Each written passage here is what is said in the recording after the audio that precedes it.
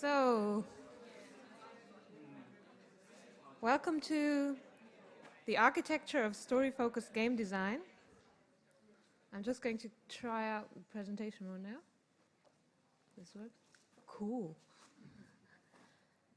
Okay. So this is architecture of story-focused game design, lighting the way through the narrative. I'm going to introduce myself really quickly first. So I'm Mel Taylor. I'm a narrative game designer and recently founded a studio called Mellow Games in Brisbane. I am originally from Germany, so I moved here about a year ago, and I worked on a game called Orwell back in Hamburg together with my team from Osmotic Studios. And Orwell is a privacy invasion thriller about spying on people's online data.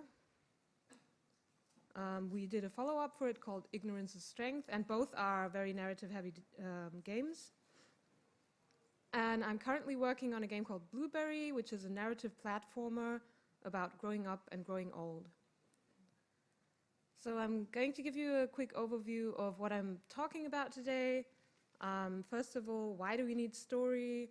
So just a short introduction about what stories actually mean to players and to humans in general, kind of. Tools, what do we need to build a narrative? Then I'm going to talk about composition, the dramatic curve in story and gameplay. The next thing is character versus player. So character and player are not the same thing. And I'm going to tell you about how this differs and how you can make the most out of both. Then the next thing is environmental storytelling, so beyond the writing on the wall tropes.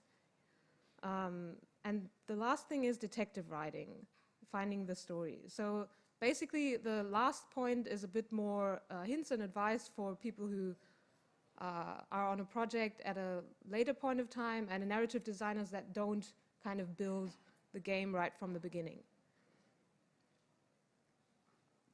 So why do we need story? Story is a vehicle that carries us on our search for reality, our best effort to make sense out of the anarchy of existence. This is a quote from a screenwriting book by Robert McGee called Story, Style, Structure, Substance, and the Principles of Screenwriting. And I thought it was a good analogy of what story means to us in general as humans and why it is a good idea to have it in your games. The next thing is that stories are everywhere.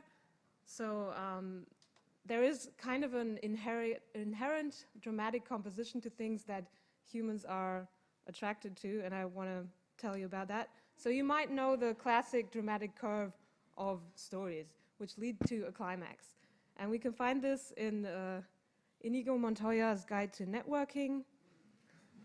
So we have the inciting incident. Hello, my name is Inigo Montoya. The rising action is you killed my father, and the climax is prepare to die. We have it in songs as well, dramatic compositions. So the Beatles say, as the world set up, you say goodbye, I say hello. The inciting incident is I say hi. The rising action is you say hello. And the climax is you say why. The resolution would be I say I don't know. I mean, you could argue what the meaning of this is, but it's this presentation. So I started out with an introduction, talked about who I am. That's the world setup. The inciting incident is why do we need story? The rising action is now. And the climax would hopefully be something that you didn't know yet and that you're interested in. And the resolution is hopefully applause. We're not there yet. So this was foreshadowing, by the way. Okay, now I'm going to dive right into tools to design a narrative. First of all, a little bit of a hint that I would give. So I've been reading a lot of classic screenwriting books, and I find this very useful. I know that many game designers don't believe that screenwriting tips apply to games as much, but I would say it's similar to as an artist, when you do character design, it's always good to know about anatomy, even if you don't stick to it. So yeah, I would recommend these classic screenwriting books. They help me a lot to sort of establish a basic knowledge of the dramatic composition. And yeah, so the first one, The Anatomy of Storytelling, is kind of a big inspiration for this talk, because it very much goes into detail about how you sort of construct the narrative. Then Into the Woods is a bit more psychology focused, and Story is pretty classic hero's journey stuff, I would say. But yeah, good reads. So, since this talk is called The Architecture of Storytelling, I am going to use architecture as an analogy. I don't know anything about architecture, so please forgive me if this is not accurate. But yeah, we start out with our foundation. So this is kind of the basic premise of the game, our foundation that we build our story upon.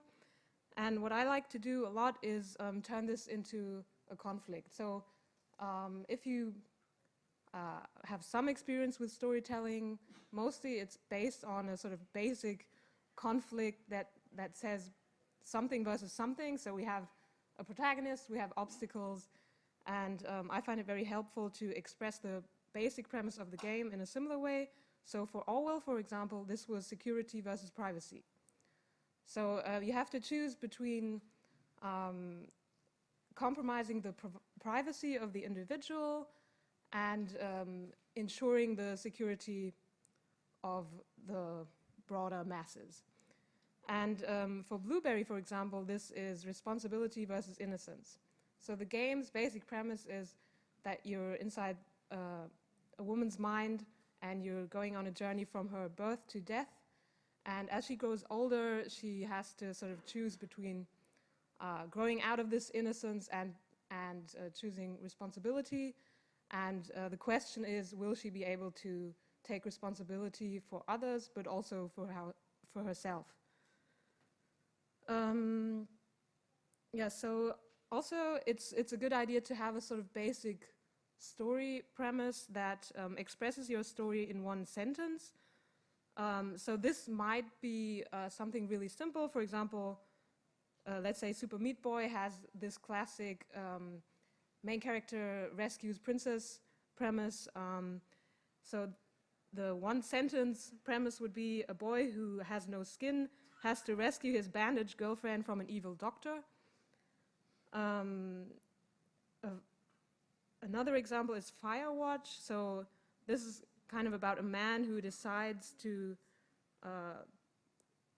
go on Firewatch duty because he wants to come to terms with his wife's illness. And yeah, so the main thing is that you establish this basic premise and conflict in order to have your foundation for story and dig deep into what your story is about. And if you have this, if you get this right, then you will, everything will be easier to design at a later stage. The next thing is story structure.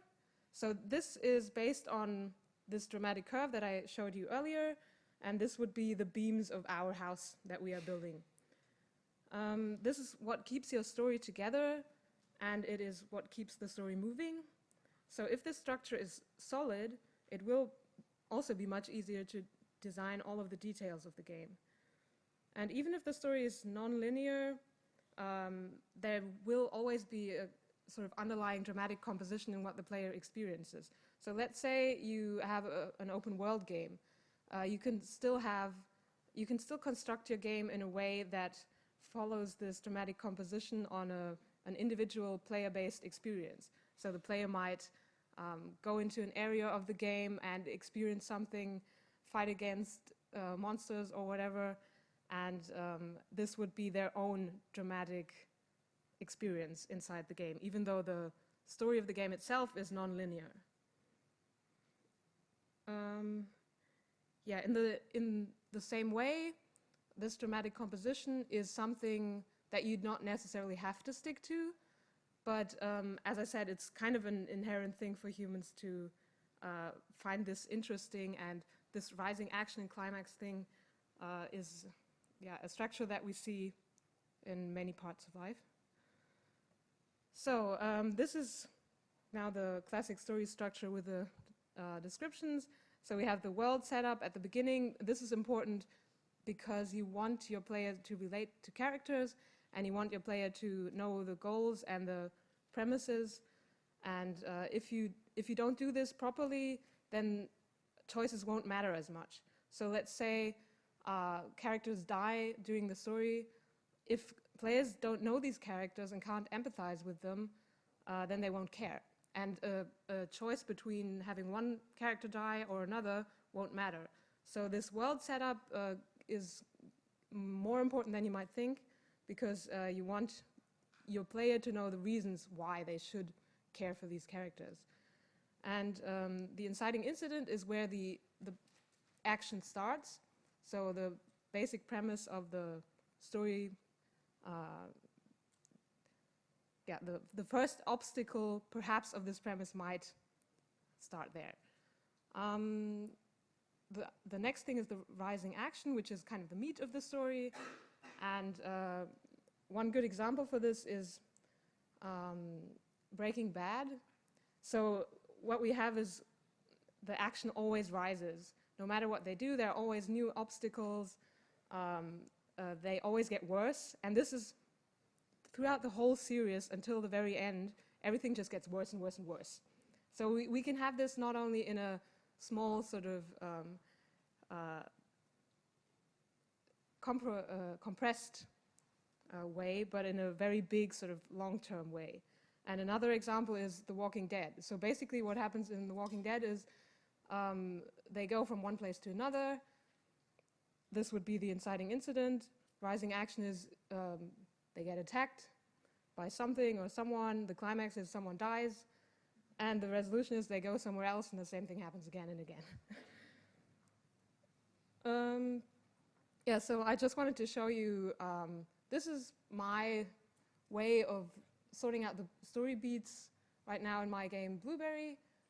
So what I like to do is put the main story beats on post-its and just hang them up and then move them around and then see how this applies to this dramatic curve and see how I can change things so that this rising action is a constant upward spiral and doesn't sort of go down too much in between, and also so that I know, okay, the player has enough time to understand the characters, the basic setups, and the story, and has enough time to get to the climax and then have something that is hopefully interesting towards the end. So the next thing is gameplay structure. What I like to do is construct the narrative before the gameplay and have the basic premise and the foundation set up before that. And I also know that a lot of game designers concentrate on the core gameplay loop before they do that at all and have a basic mechanic that works and then start worrying about theme and story. And I kind of do it the other way around. So this is obviously not like a formula that is useful for everyone or works for everyone, but it works for me. And I find this a great way to do it. And in the same way, you can set up gameplay structure. So the inciting incident may be the tutorial, where you have to teach your players skills. You have the players' first interactions, and the player kind of kicks off the story themselves by starting to walk or starting to perform the basic actions that you can do in the game. And the rising action is usually the use of the mechanics in some sort of way. It doesn't necessarily have to be increasing difficulty. It can also be adding different aspects of the mechanic, or it can be having new things to explore, or it can be surprises that the player encounters. So you don't necessarily have to increase the difficulty throughout the game. So basically, actually Portal 2 is a good example for this, because that's kind of 90% tutorial. So the player learns new things at every stage of the game, and they are very, very good at focusing sort of on the main premise and adding mechanics constantly so that the player feels like they are getting more towards mastering the game. And the climax is usually some kind of final boss, a final challenge, or another highlight of the use of the mechanics. So this doesn't necessarily have to be beating a final boss or something. It can also be maybe lateral thinking when solving puzzles of the game. Yeah, and the resolution would be the mastery of the game.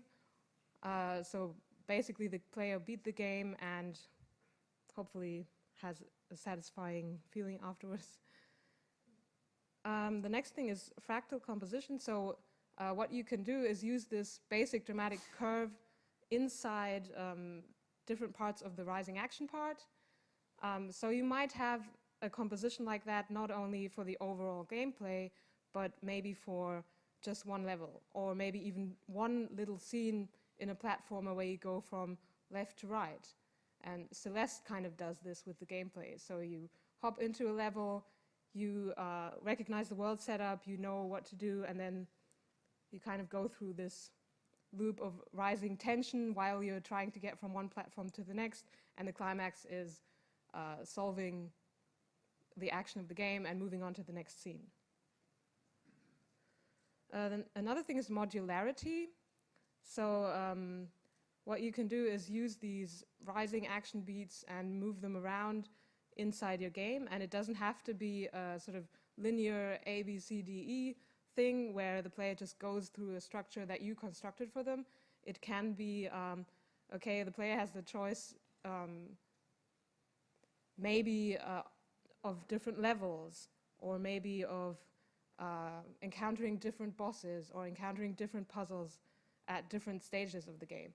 And you just have to make sure that these modules fit inside this dramatic curve that you are creating. So if you want to create less linearity, you can still do that by applying stages of this rising action to your models and moving them around so that the player has more choice in that. And the next thing is multiple endings. So one good advice for multiple endings that I would give is that you don't give the player sort of 3 buttons to press, and then depending on which button they press, the ending has a different color. But instead you would do something like, maybe the player has a lot of small choices throughout the game. And these choices all influence which ending you have eventually. And that will feel a lot more meaningful to the player, because the player says, oh no, in level 2 I decided not to save person B. And now this has consequences that are carried on right to the end of the game because I can't do C anymore. Something like that. So it's a good way of making it just more meaningful. And the ending is a very important part of the game. So yeah, now I'm going to talk about character. I'm just going to say these are the rooms in your house. So now we're adding like furniture and stuff, and it's literally giving personality to your game. So your characters are what kind of makes your game relatable and interesting. And the most important thing is that you give them enough depth and specificity so that players don't feel they're too generic and too shallow, and maybe can relate to certain details of your characters. Yeah, and another thing is that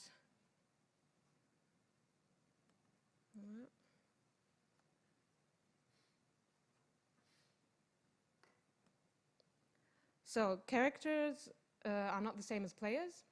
You might have some kind of player character that also has their own character, unless you have a kind of empty vessel, like in Dead Space or in Mass Effect, where the main player character is not so much there to transport the story, but rather to make the player have the feeling that they are controlling someone and going through a world. So it's often argued that the player character shouldn't have too much of an own backstory because the player character is the player. But it doesn't necessarily have to be that way. So player characters can have a lot of personality and can even be have personalities that the player might not agree with at all, or the player themselves might be totally different. Like in Night in the Woods, where we have May, who's very sort of sarcastic and snarky and not always relatable, but she was still a very popular character. And the main thing is that the player has goals and the characters have desires. So often in stories, characters go through a development and a kind of rebirth or personal growth. And if it is obvious to the player from the start that this character has flaws and that the desires may not be kind of what the character actually needs and what the character should actually go through, then it does make sense to try and project this on the player. So you don't want to tell the player you have to go through personal growth. That sounds kind of judgmental. And so the player performs actions because of these goals. And this goal can be you want to help the main character to go through this personal growth. And the desire of the character is why the character would perform these actions. So that would be the difference. The next thing is environmental storytelling. So what we want to do is we want the environment to reflect the story, and we want the environment to support whatever happens. So you have to ask yourself, who inhabits this world? How can I transport the atmosphere and the premise of the story in a way that is not writing with your blood on the wall, cut off their limbs, and not being so literal about it, something like that. So Gone Home does a very good job of this. Obviously, you go through a house, you go through someone's stuff, and in one room there's like a Sonic Youth poster on the wall, and you find cassette tapes. So this establishes, okay, this is in the 90s, and this person has a certain taste of music, and this is interesting because this person has character. Okay, so the next thing is detective writing. So this is, I call it detective writing because if you maybe join a project at a late stage and are not able to build this premise and the story from day one, then there might be fragments of story already there, and it's kind of like being a detective and trying to find out what happened, only that you fill in the gaps. So you're basically using your imagination. One advice that I would give is don't try to invent everything. If you start on the project, don't try to tear the building down and build it from new. Look at pre-existing structures and design from there. And the thing is that a lot of writers or narrative designers put a lot of their ego into it, so you always want to be part of this basic idea, you want to put your ideas into it, but it can be a lot more technical than you think. So basically it's more about giving reasons for what is happening than putting idea into it. And this, yeah, it can be technical, but this is not necessarily a bad thing, because what you want to do is you want to support the team making future design decisions. And if they know why things happen in the world, it will be much easier to make these design decisions. Always ask why things are happening. So it's often about taking things that are already there and making sense of them rather than creating them from the start. Yeah, and the next thing is narrative structure follows level design. So usually you as a narrative designer would follow whatever structure the level design gives to you and then kind of work your narrative structure around that. Yeah, the next thing is designing story around gameplay. So this is basically kind of what I already said. ask yourself, what does the player do most of the time? So let's say it's a puzzle game. Then you will know that the player mostly spends time thinking about how to solve these puzzles. And this can stand in the way of stories sometimes a bit.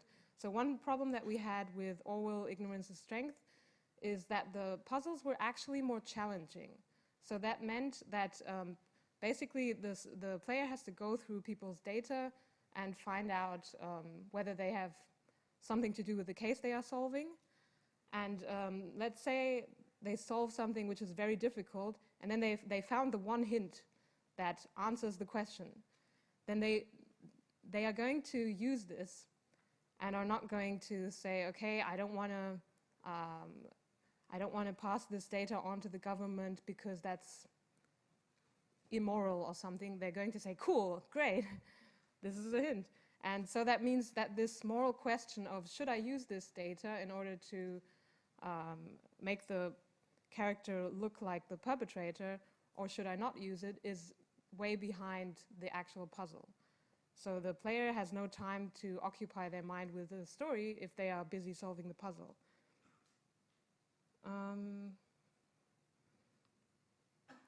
Yeah, and another thing is, how does the story help give reasons for them to do this? So basically, what you want the player to think about is, okay,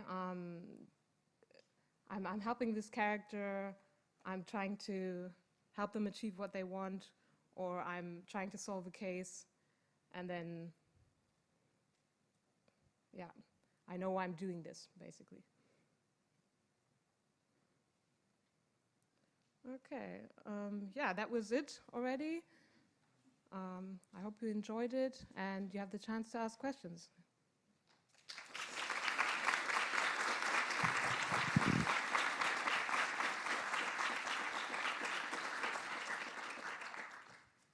Anyone have questions?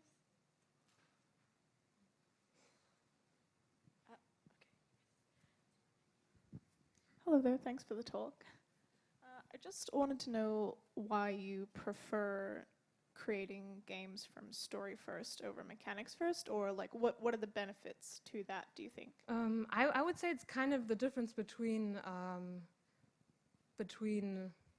holistic approach and a detail-focused approach. So let's say if you are the kind of designer that likes to design the core mechanics first, then make these feel really good and then test them out and then focus on the premise afterwards. Then you basically have something already that you know you're focusing on, and then you're doing this sort of kind of construction of the whole game. And what I do is I ask myself, okay, what do I want to talk about?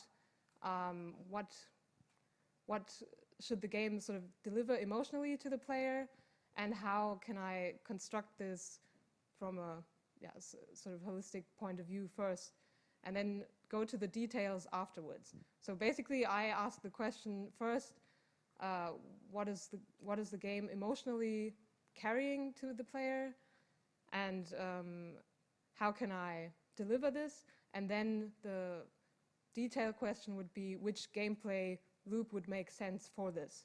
And both is valid, so it doesn't really matter from where you start. But that's how I prefer to do it, because I kind of like to look at things from a more zoomed out perspective first.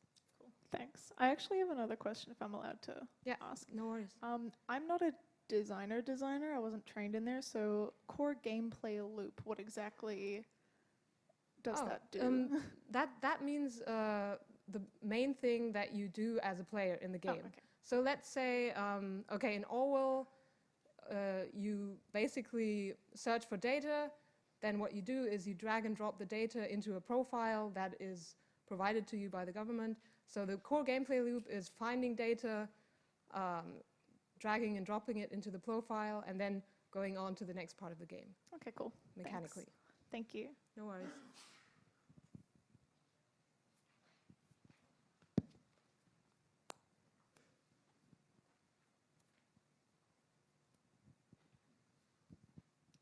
Sorry, making the lady run up the back. For you, what is your favorite ways to build the tension and then like hold that tension so that the players like Like I've played games where I'm in there and I can't stop playing because I'm like, well, there's this thing that I've got to complete, but I don't know how they've done that to me. And I'm just wondering if you had any suggestions to build and hold tension. Okay, this is a very specific question. So this can be very different if you're actually fighting in a battle against the boss compared to solving puzzles, for example, or exploring worlds. And yeah, obviously, well, something that generally creates a lot of tension is having timed events. So let's say you have something that the player has to complete in a certain amount of time, you will always have more tension towards the end of this time running out. And another thing is, like in boss fights, I would say it's always good to sort of try and push this for as far as you can go. So basically, yeah, have the player not die long enough for that to happen. So basically, that doesn't necessarily mean you make the game easier, but you kind of try to delay this actual dying moment, as opposed to now the player thinks they will die, they're like, oh no, I'm fucked. And then it doesn't happen, and then the tension sort of increases, and then you try to kill the boss, and then you die. That would be an example for it. But this is like very specific, so it very much depends on your gameplay. Yeah, totally. Is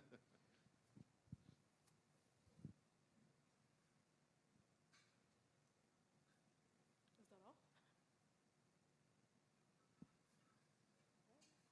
No more questions? Okay, well then, thank you very much